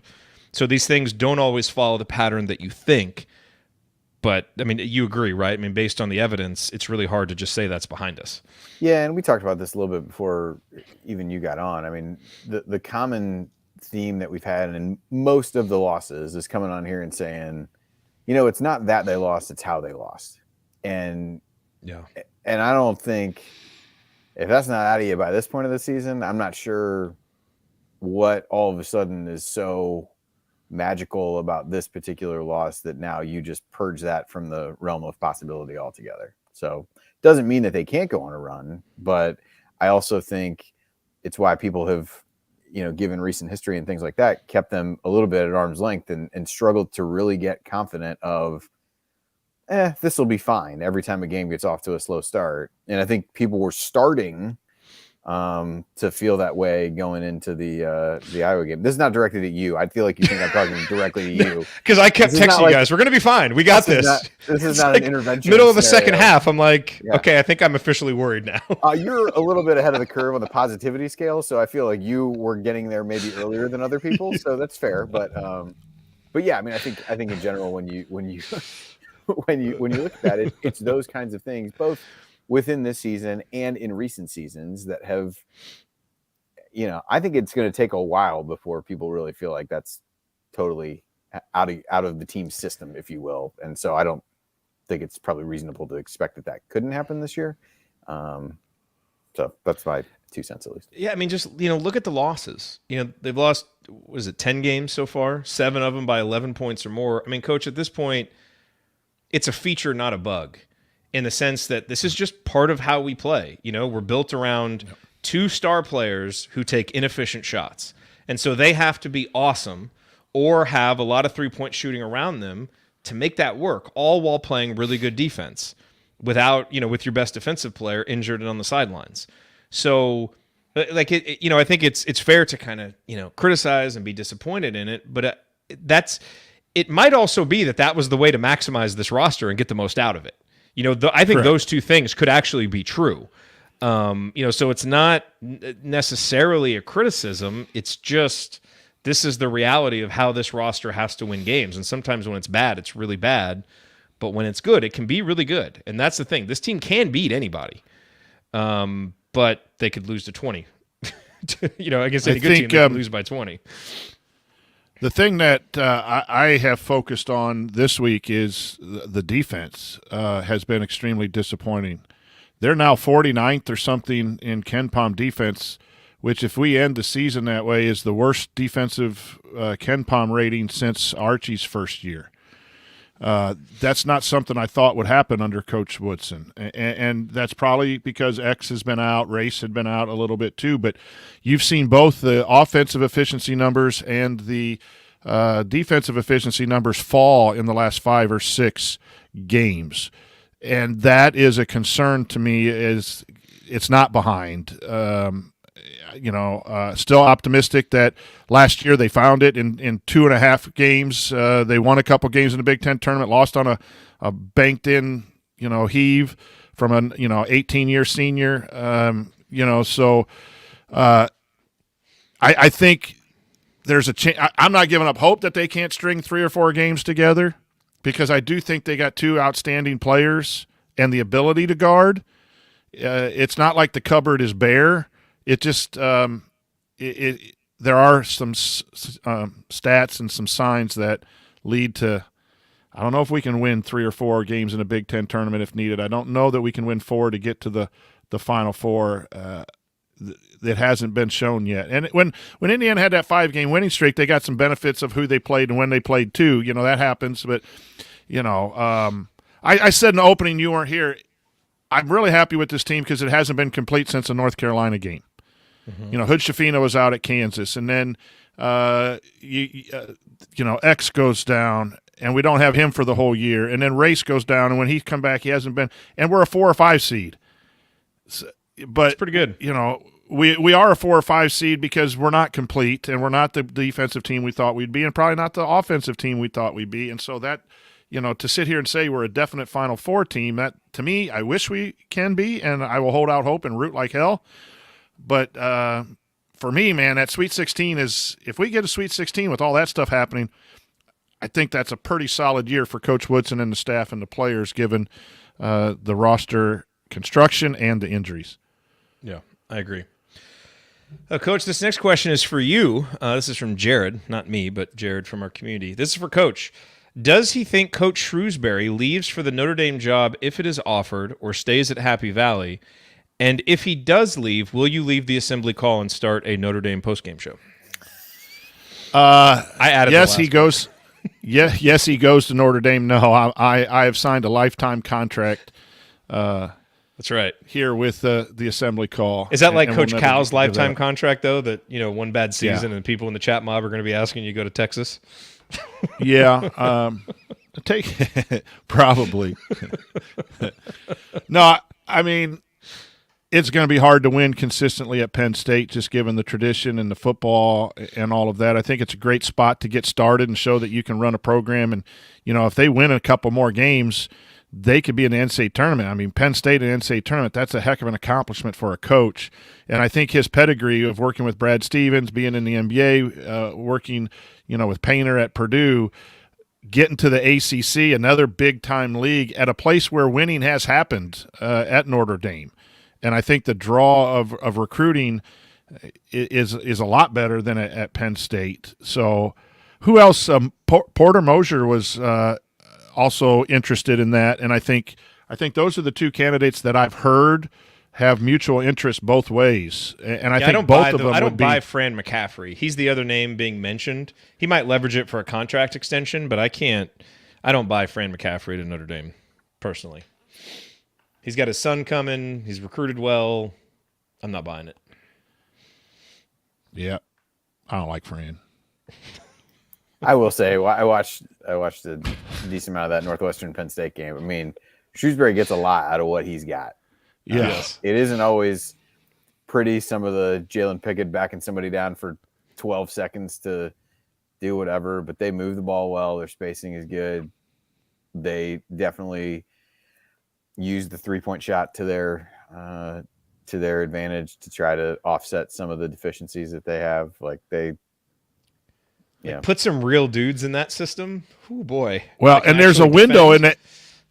The ACC's been down for 2 years. Like, you're not going in and competing against teams like Big Ten was down this year and still solid. You know, that's, you know, someone said Porter Moser's not interested, but if I were Porter, you're going to the SEC. That's got some established coaches and programs. Like, the ACC is a struggle. Your top programs have new coaches, and they're 50-50, whether that's going to work out. You just got Tony You're talking Bennett. about Oklahoma going to the SEC, where Porter Moser is right now. Yes. Like, Notre Dame, to me, is an attractive job to try to get in that upper echelon of the ACC when the ACC's down. Mm-hmm. So, yeah, I would probably go to a few more games in South Bend than I have in the past. But no podcast. Once the restraining order is lifted, you would go. Jay Horry. The world's best amateur bracketologist, Jay Horry. Okay, from Joey. Andy, I'm going to throw this question to you. Since it's pretty clear the selection committee doesn't put that much weight on conference tournament performance, I'm not really worried even if IU loses in the quarterfinals on Friday of the Big Ten tournament. Spoken like a true Indiana fan, already preparing for failure in the Big Ten tournament. Yeah, I appreciate you. Joey. You can't hurt me. I'm already dead inside. Right, so it's right. fine. We weren't planning on winning anyway. Yeah, we didn't want to win anyway. What do you think about that? We need rest. Yeah. With that in mind, which of these scenarios would you prefer? 1, IU gets a double bye, or 2, IU gets the 5 or 6 seed, plays a weaker opponent on Thursday, and continues to play. So now he's assuming a win, which now we're getting a little out over our skis here, Joey. I almost think I prefer the second scenario. We get another win under our belts. We get another game for Xavier Johnson to get reacquainted with the rotations, etc. I think the interesting part of that is the Xavier Johnson piece. I do think in some ways there's value in playing another game to get him a few more reps if he's able to come back. I'd say in the absence of that, I don't really know that it does a lot for you. Whoever you lose to, whoever you beat in the 5-12 or the 6-11 game is not, well, I guess if you look at where Ohio State is in the net, maybe beating them on a neutral court could help you. But generally speaking, Ohio State winning that game adds 1 to your win total potentially, but doesn't really do a whole lot from a tournament perspective. So you're wanting to win that game really based solely on the premise that Xavier Johnson is back and you're trying to get him some time. So, which there's probably some validity to if that's the case. I'd almost rather get the double bye, which means that you won on Sunday and then some other things fell your way. And in that game, you're going to end up playing even if you're the 4 seed, you end up losing to the 5 seed. You're not going to lose to anybody in that scenario that's really going to hurt you. And if your belief is that rest is important and that's what you want to be able to get, I'd almost take the first scenario over the second. Yeah, I think we overcomplicate this conversation. Win games and see what happens.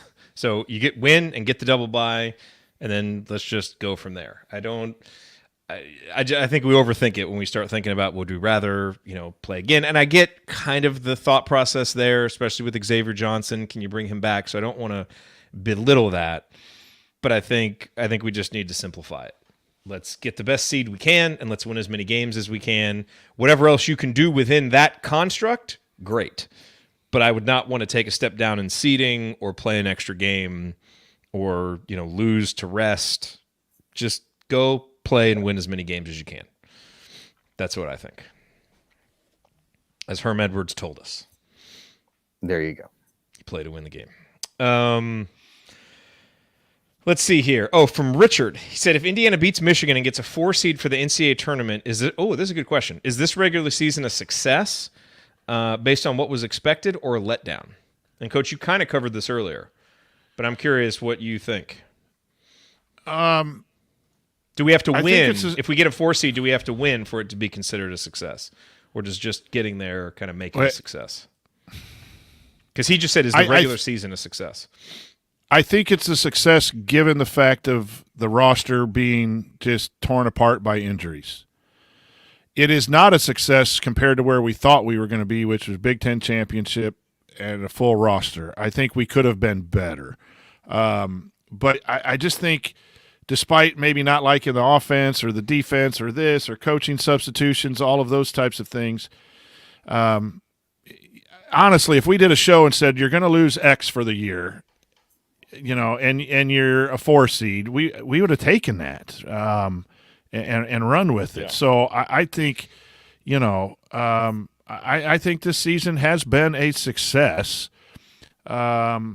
because of those things. We've lost 3 starters for significant amounts of time. I know Creighton has, and I know other teams have as well, but, you don't work all off season to think about, okay, we're going to lose – 3 guys. And so, yeah, it's a success getting a 4 and 5 seed. You're a top 25 team in the NCAA college basketball. It's a success.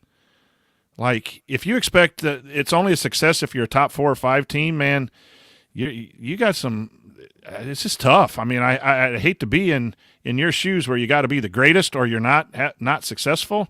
I mean, I think that's a little immature, to be honest.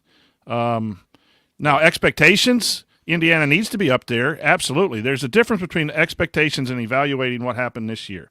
We want to win. We want to get banners. Those are the expectations. We're not going to rest until we achieve them. But to say it's the opposite of success is a failure, no way. This team is successful this year. In my opinion. Yeah, I think when you put the injury piece into it, and I think sometimes we forget that a little bit just because it's been so long since they've been at full strength to that point. And we've had to get used to life without Xavier Johnson. And one of the strengths that you thought this team would have in terms of really having 2 strong lead guard options that could play together or spell one another. You haven't had that for 2/3 of the season at this point. So it's easy to lose sight of that. I think from a seeding perspective, I'm trying to remember back to what I would have projected before the season. I think there was a lot of question about how, that the Big Ten would be kind of a slog and be pretty balanced, tough but balanced, nobody elite. Purdue's kind of, bucked that belief by being rated as highly as they are. But otherwise, you got more than half the conference with 8 losses with 1 game left to play.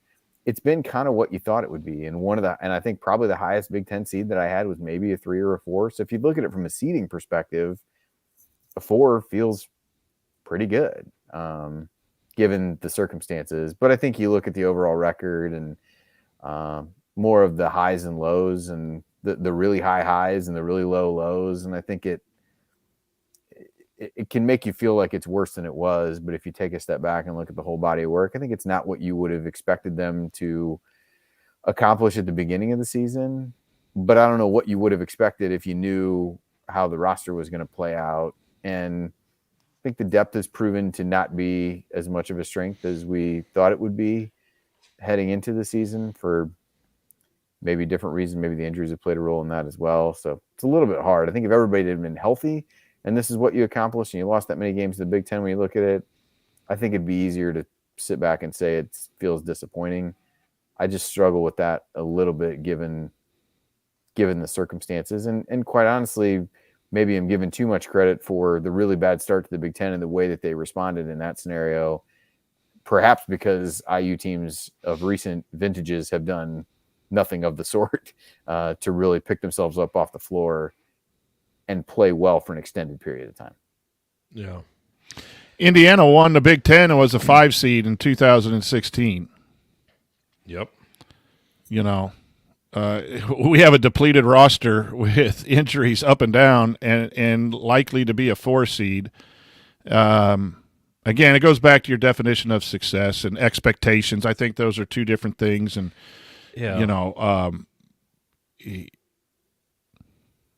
we get so anchored to preseason predictions, which are so hard to make anyway. And then it's like everything is judged against that. But was that prediction right? Was it wrong? And the predictions don't take into account all the other things that can happen through a season. So X getting hurt, all the injuries that we've had.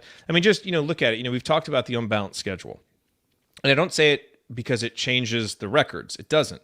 But would you feel better about this team if we, instead of playing at Iowa and at Maryland, we had played Minnesota and Ohio State and won those 2 games, right? Would we be that much better of a team? Our record would be 2 games better, but we wouldn't be different. And so I think, the fact that we navigated the toughest schedule in the Big Ten with all of these injuries, and, again, let's beat Michigan and actually finish the season off strong, before we make final judgments here. But yeah, I agree. I think this team has navigated it pretty darn well with a roster that is better than the rosters that we've had in the past, but still, has its holes, has its issues.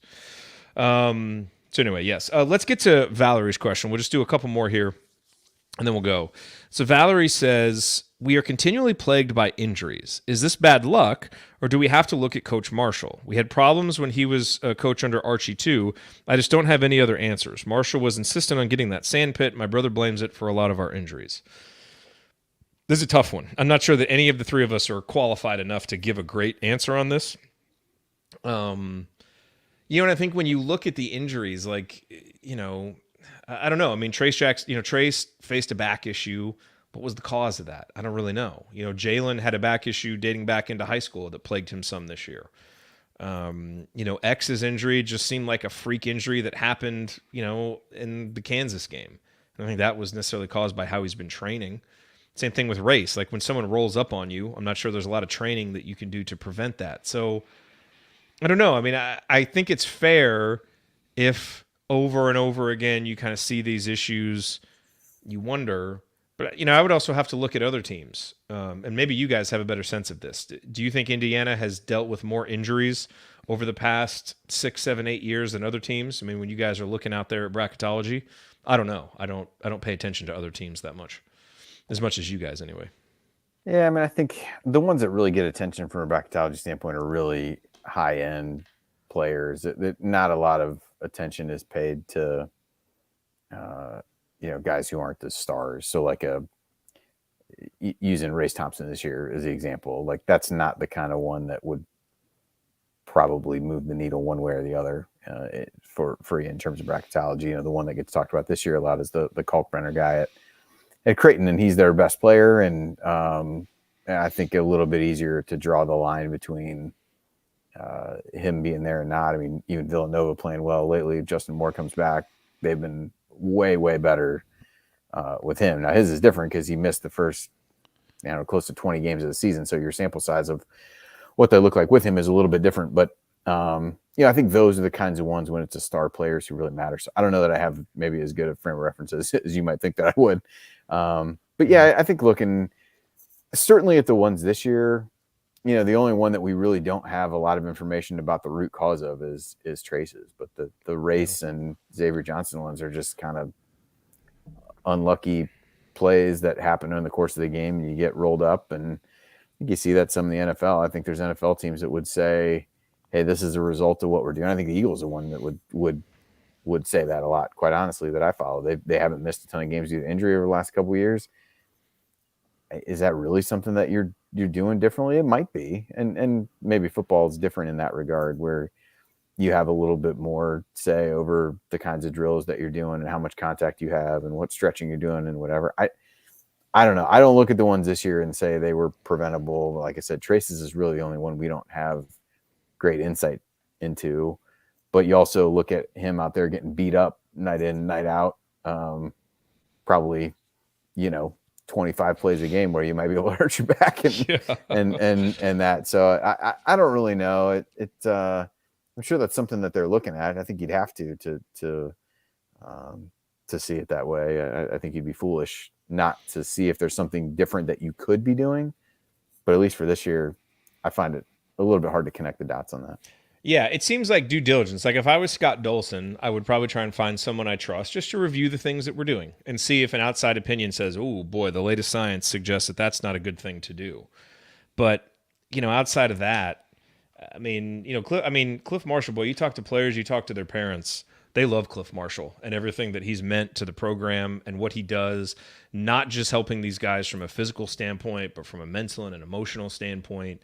Is a really integral part of what's happening. So again, it's, we're not going to come on here and criticize him because we're not qualified to do so. And I just, like you said, Andy, I don't think that any of the injuries that we've seen, especially this year or recently, they don't seem like ones that you would trace back to that kind of thing. So again, fair and to you question don't know. it. I get the question, Yeah. But agree. You don't know too. Sometimes you overwork kids as coaches, with long practices or back-to-back practices, or if you have a bad performance, you put them on the end line. And we stopped doing rebounding drills at the high school level because we didn't want a kid to break his nose and be out, or get a concussion and be out for 2 weeks. And we questioned, how do we get them to be tough without doing, the old put the ball in the middle of the free throw lane in a circle and dive for it type stuff that you used to do. But sometimes it's not anything to do with the training. It's maybe the coach or maybe the consecutive days. That's why they have hours, limits. And, I think us older people sometimes question all the new training and then a lot more injuries, like I never pulled a hamstring. we would if we got up from our chairs. Yeah, so, but we're not high-level athletes. But, yeah, I don't know. Andy's spot on with the fact that there's been 2 in-game injuries, a broken foot landing a certain way. I don't know that that's because of a training and then someone, rolling into the back of Race's, knees. And then the other stuff is you're just playing a physical game these days. That you're bound to get some. Tennessee's dealt with a lot of injuries, and they just lost their point guard. But, I follow that program because of the Tyreek Key, young man from Indiana State, and he sat out senior night with the bum ankle, and they just got a couple guys back. So when we watch Indiana and see this guy in a boot and that, we think it's a heavy amount. I think if we actually analyzed college basketball in a whole, we see that a lot of these things are happening across the board. I mean, objectively, there was a tweet that went out today. I don't remember if the data was from CBB Analytics or evanmia.com. It was one of those. I mean, we are objectively on the high end of games missed by rotation players to injury this year. So, we are. There's been an issue this year, but tough to draw the root cause. By the way, Coach, you know how I always used to know that Coach Wood was pissed off? Because he would get in our box out drills and he would get into them himself and he would shoot it, some terrible shot, and just completely foul everybody, going over the back, shoving people in the back, going for the rebounds. Those days are over for many reasons. I don't know if you can do that anymore. No, I don't think you can. Pretty sure I caught the wrong end of that a couple of times. I think it's funny. I saw the same graphic that you did, Jared. I think it was Evan Mia, and it was basically a plot of games missed due to injury against the either rating in his system or whatever. And IU was really one of the ones, I think Baylor was up there too, that had really succeeded in spite of missing a lot of games and was rated really well in spite of missing a lot of games. I think that, to go back to some of the other conversations that we just had, it's one way to look at it, right? It's not the perfect way, but it does speak to what they've been able to accomplish in spite of things, not being the way that you would have expected them to at the beginning of the season. Yeah. I mean, if you're not willing to put that into context and it's just like, well, boy, this team was predicted to win the Big Ten and they're the 5th seed. Like, you're just a jackass. Seriously. I mean, like, you have to, or an idiot. I mean, you have to take those things into account, So I'm just saying, because you're going to hear some of that type of stuff. Well, anyway, we'll save that for an off-season show. But it's just you have to take that stuff into account. I get we all want to have like the standard is the standard, and that's true. But I think Indiana has, for the most part, like, what did we want? We wanted this team to be competing for a Big Ten title coming down the stretch. And the truth is, coming into that Iowa game, they were. You win your last 2 games, Purdue loses their last 2 games, you put yourself in a position to tie for the Big Ten championship. It wasn't exactly what we wanted, but take into account the schedule, take into account the injuries. Like, if you can't look at that and say, okay, this isn't exactly what we wanted, but it was pretty good. I think you're being unfair, and you're probably a joyless person. So that's my just saying. Andy, are you or am I cutting all these clips of Jared for his off-season?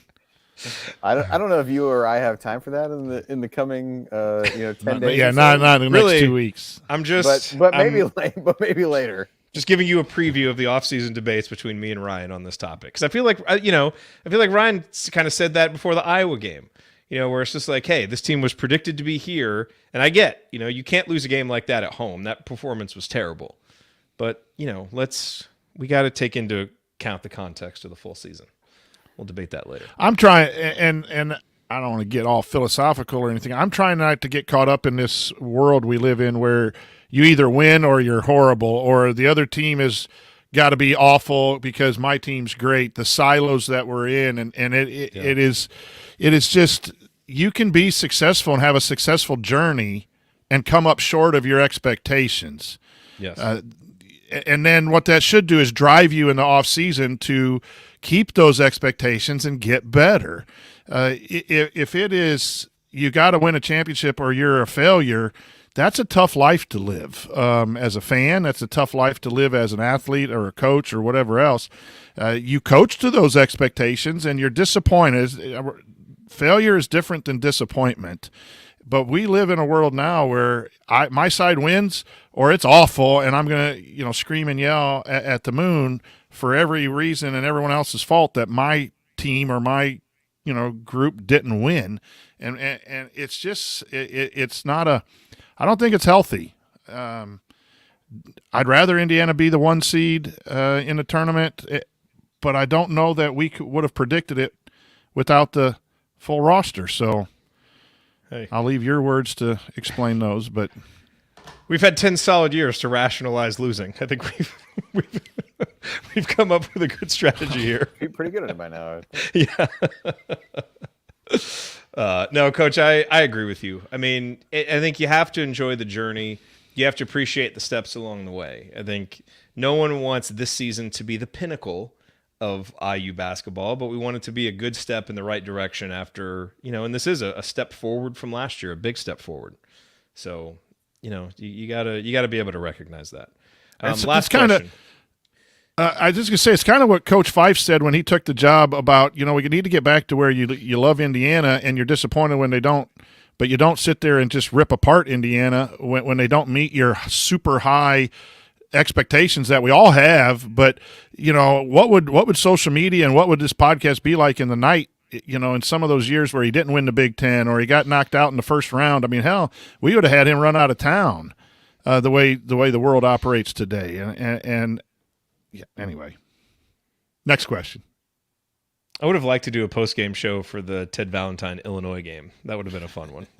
But there would have been a lot of fun post-game shows during the Minnesota game where he just let him get run off the court. That would have been a good one. Oh man. Oh gosh. Okay. We'll hit one more here. This is from Leland, our buddy Leland. Are we being too hard on IU because of their terrible performance against Iowa? The team looked spent and completely out of energy after defeating Purdue. Being there, it was embarrassing at the time. Maybe a little slack is warranted. Yeah, I mean, I think we've probably hit on this from different angles. I think when you take a step back and look at it, but it's also hard not to watch that in the moment and be like, man, who the hell are these guys? After Saturday. So I think probably, and that's one of the things that makes it both challenging and fun to do the shows right after, is that you're trying to process, okay, what did I just watch and what does this mean? And I thought, I mentioned this earlier to Coach, I thought they did a good job on Tuesday of really just trying to say, this is when you probably got to just forget. There's some themes that were here that have been there in other losses. And it was a team that, whether tired or otherwise, didn't have itself ready to play in a game that, was winnable had they shown up with the same energy and things like that. And then you just kind of move on. I mean, there's really not a whole lot else you can say, I think, at that point. So Leslie says, I heard the crowd was blah too. Well, yeah, it was 8-0 before the national anthem was over. So that doesn't help. It was putrid. It was very putrid. So let's see. Bob Thompson asked, while the Iowa loss feels like a gut punch, I find solace in taking a macro view and not taking for granted that we won't be sweating out Selection Sunday. Where do each of you land in how you're viewing the season as a whole? I think we answered that. We've covered that. We got this question from Scott Yoakum. Will we come out and blow out Michigan? Very curious to hear both of your thoughts on that. Please predict what this team will do their next 40 minutes. Indiana wins a close one. I don't think we're going to. Indiana wins a close one. Michigan's last hope is to beat us after losing tonight. They are going to be really focused. I think we're going to get a great effort from them, but I think Coach Woodson will get their attention. They could also be flat after putting so much into the Illinois game and losing too. I mean, college sports, boy, you never know. I expect to win. I expect to win. Okay, one more here from Karen. When it comes to seeding, how much weight, if any, is given to margin of victory? For example, would it have mattered at all to the selection committee if we'd lost to Iowa by 1 versus 22 points, or is a loss a loss? This is a really good question because there's some nuances here. Andy, Coach, I'll let you go. Coach, I'll let you take that first. We were talking about it a little bit before. It affects the metrics, the math metrics, and all the Ken Pom and the KPI and all of that. And whether we like those things or not, Indiana fell from 19 to 29 or something like that from one game's result. And again, you don't look at 29 and just put them in a spot because they're 29, but you do put them in a pocket. And I think that did drop Indiana from a 3 to a 4 with that big of a variance. Should it be? We could go on a whole show whether you cap the offense and defensive efficiency numbers in the net and in some of these things. But yeah, scoring margin does play a big role in these math efficiency numbers. Yeah, it's I think from a metric standpoint, and you see this sometimes with teams now where they'll leave guys in on both ends of things, right? Like they'll leave guys in later in the game, even if they're losing, to try to see if you're going against the other team's backups, can you get the margin a little bit closer, and it helps. You leave your guys in if you're winning, can you get a little bit of extra juice? Like Utah State's one of the teams that's on the bubble. They put it on UNLV last night, and they wanted to put it on UNLV last night. They jumped up to like 22nd in the net as a result, and it now becomes a little bit, in their case, different conversation of, yeah, they don't have any great wins, but can you really leave somebody out who's ranked 22nd? And so that's stuff the committee has to face. So I think it is, from a metric standpoint, it's different. Now, from a loss, to a certain extent, a loss is a loss, but the residual effects of what it does to your metrics and maybe where you fall and others fall as a result of that does have a little bit of a trickle-down effect. While down 20, how receptive do you think Coach Woodson would be to an assistant going up to him and saying, Coach, we really need to manage our net. We need to manage our efficiency margin here. It's funny. I found myself as they're in the game, and I'm thinking, like, they might as well just take TJD and Hood-Schifino out of the game at a point earlier than what they actually did. Like 10 minutes in? And then I was like, yeah, maybe. And then I was like, and I found myself like, well, maybe they're – and I'm like, no. They're not in there to try to work on the net. I got about halfway through asking myself the question, and I'm like, there is no way in hell that he is leaving them in for that reason. I think Coach Woodson has grown a lot as a college coach. I'm guessing he's not yet ready to manage efficiency look on margins. his face at whoever would have come up to him and be like, Coach, if we can get this down to about 12, I know it doesn't matter, but what if you put these guys back in? The look on his face would have just been absolutely unbelievable. I think back to some of the ones where they did that thing where they had the players doing like impressions of him, where they kind of leaned in and kind of gave that look. I bet it would be a lot like that, followed with some swearing and like, honestly, what are you talking about? Oh gosh, I would actually pay really good money to just see that exchange. All right. Feels like when you're sending somebody up to talk to him, you're like, it's not going to be me. Somebody can tell him, but Brian Walsh is going to have to do that. He's low man on the totem pole. He has to talk to Coach Woodson about efficiency margin. Okay. On that note. Yep. Let's wrap it up. Let's wrap this up here. All right, that's going to do it on this week's edition of the Assembly Call. If you want to see us do the show live, join us at assemblycall.com on Thursday nights for the live broadcast of our Assembly Call radio recording. Thank you to Bob Thompson for producing our music. Thank you to John Ringer of Rig Design for designing our logos. And thank you for listening. We will be back Sunday after the senior speeches to talk IU basketball once again after IU Michigan. Until then, take it from me, Yogi Ferrell. Keep your elbows in and your eyes on the rim. And go Hoosiers. All right, I got to get out of here, folks. Thank you. Thank you. Thanks for coming out. Coach Tonsoni is always right about basketball. Where'd that come from? I don't know. I don't like shameless self-promotion from Mrs. Tonsoni. This is what happens when Coach is allowed to take the controls. You need to give me your 16 pages of Ryan clips if I'm going to take the controls. I really do. I really do. Okay, here's my last question for you, Coach. Andy, I know you might have to bounce. But how would you have handled a game like the Iowa game, where it's like you're pissed, they don't show up, but you don't want to do a 3-hour practice late in the season, and they're getting the day off the next day anyway? Like, what do? Do you just go into film room and rip them in film room, and then, or do you just say, flush it, let's go, guys, it was a bad game? Are you pissed? Like, and I know it's hard to know without actually knowing the guys, but like, right. What generally, like, what do you do in a situation like that? It's a weird time to have a performance that bad, honestly. Yeah, without having the relationships and knowing what players can take what and what teams can take what, here's what I would have done. I probably would have subbed out earlier for rest and just tell the guys, you know what, you decided not to bring it in. You sit and watch the last 6 minutes. You know, like at some point you weren't going to win that game. At whatever time, and I'd have sent the message when they come. That definitely is true.